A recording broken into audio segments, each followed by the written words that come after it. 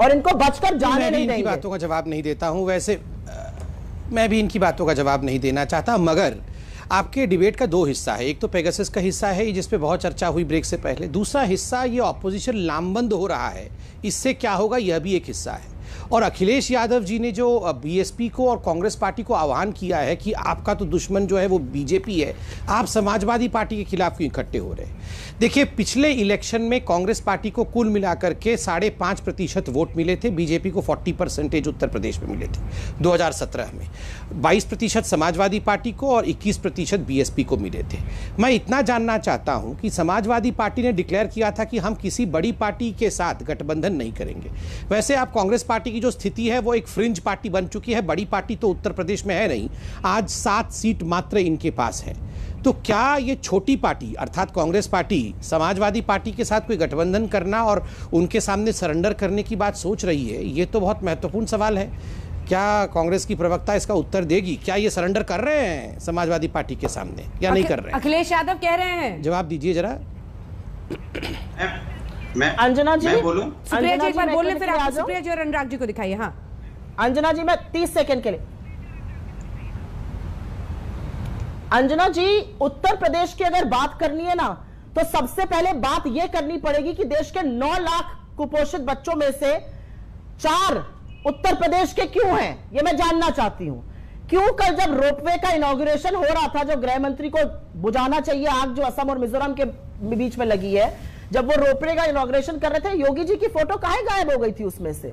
आपके चुने हुए सांसद रिजाइन कर देते हैं, राजनीति तक छोड़ने की बात करते हैं। उस पर भी कुछ ज्ञान अवलोकन हो जाए, देश की जनता जानना चाहती है ऐसा क्या हो गया। ठीक है, लेकिन सुप्रिया जी, अखिलेश जी जो पूछ रहे हैं उसका जवाब दीजिए ना।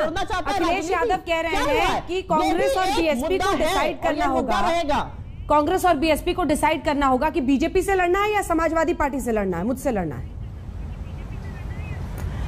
देखिए, चाहे वो समाजवादी पार्टी हो, चाहे वो बहुजन समाज पार्टी हो, चाहे वो कांग्रेस हो, कोई भी हो, उत्तर प्रदेश में जनता ने मन बना लिया है कि योगी जी की भाजपा की करप्ट, असंवेदनशील और मगरूर सरकार नहीं आएगी। कितने दौरे कर ले अमित शाह जी, कितनी नाक रगड़ ले नरेंद्र मोदी जी, अब भाजपा आने की नहीं।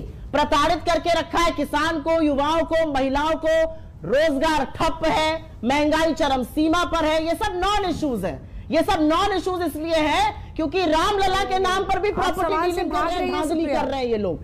तो इश्यूज की सवाल से भाग रही हैं, आप सवाल से भाग नहीं रहे हैं, क्योंकि जितना भी आप पढ़ ले, समझ ले, जनता मन बना चुकी है। राजनीतिक समझबूझ बहुत जरूरी होती है और अखिलेश यादव उसी के हिसाब से पूछ रहे हैं कि एक सीट पर अगर बीजेपी के खिलाफ तीनों पार्टियां रहेंगी तो बीजेपी का रास्ता आसान होगा। इसीलिए वो पूछ रहे हैं कि आप तय कीजिए, मुझसे लड़ना है या बीजेपी से, और अगर बीजेपी से लड़ना है तो कुछ मामला समझना पड़ेगा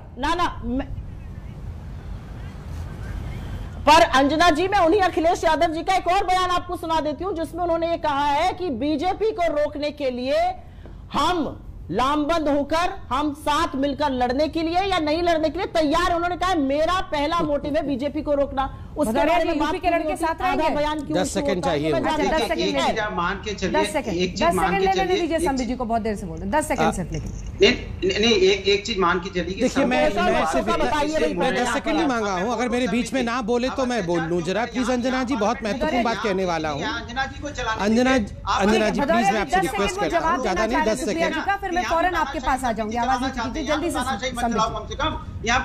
10 सेकंड में आ रही हूँ। देखिए अंजना जी, मैं आपको अंजना जी एक महत्वपूर्ण बात करनी है, अगर इनकी आवाज को आप कंट्रोल कर ले। मैं 10 सेकंड। अंजना जी, मैं कांग्रेस से पूछना चाहता हूं कि क्या वो वही करने वाले हैं जो बंगाल में किया था, अर्थात टीएमसी के सामने घुटना टेक करके इन्होंने इलेक्शन वहां लड़ा, एक भी सीट उनको आई नहीं। क्या इसी प्रकार से वो उत्तर प्रदेश में लड़ने वाले हैं? तो फिर कांग्रेस पार्टी के प्रवक्ताओं को बुलाना बंद करना चाहिए।